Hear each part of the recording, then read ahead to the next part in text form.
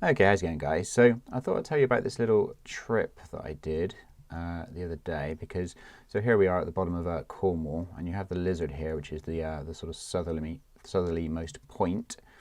And near there, over to the right, we spotted this little cove, which is called Lankidden Cove, which is this one just here.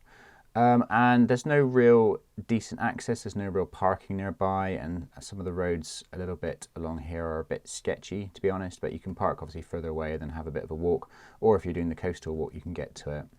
But yeah, it's a really cool little spot. We just literally saw it on Google Earth, and we thought, oh, I've not heard about that, so we literally just went there and checked it out. Yeah, you have to access the rope via some, you have to access the beach via ropes, because it's slightly sketchy, especially if it's been raining. Like when I was down there, it rained, and yeah, I had to climb in and out over sort of slippery rocks. So I was kind of glad the ropes were there. You could get in and out without the ropes, but yeah, you're kind of glad that they're there. But yeah, this spot is sort of near Coverack, which is over here.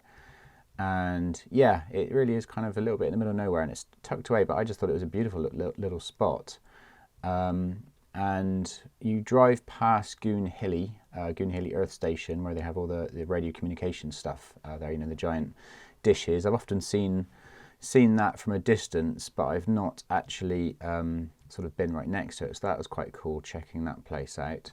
And then you press on down here, lots of nice little, very quiet roads. I didn't really, you know, the odd tractor, but very few vehicles. And yeah, I just thought the spot was really cool. You've got this little sort of spit of land sticking out with some really nice locations. It kind of felt a bit like Porthcurno. It had that kind of vibe. The sand isn't quite as white, but the sea colour still was lovely. It did rain briefly while we were there, but we did have some bright sunlight when we first arrived. And yeah, I flew around all these sort of rocks here, and you know, around looking over towards the Lizard, towards the west, and then over, you know, pretty much straight out into the channel. If you look this way, past this bit of land here. And yeah, so I thought it was a really cool little place. So I thought I'd share a few images of it. I didn't take my mic, I forgot it. That's why I'm just recording it in post this time. So, but either way, I just thought it was a really cool little spot, and it does seem to be one of those spots that, you know, hardly anybody finds or nobody goes to. I think I saw 2 walkers while I was there, and it was just me and a mate and my little drone. And yeah, I recommend checking it out, but just bear in mind there's probably a bit of walking involved, and certainly if you want access to the beach, then be prepared to go up some pretty steep paths, and you may need to do a tiny bit of climbing to get in and out, and also try to pick the tide right as well, because yeah, high tide, I'm pretty sure the sea would come in and cover most of the beach. But yeah, anyway, so that's Lankidden Cove.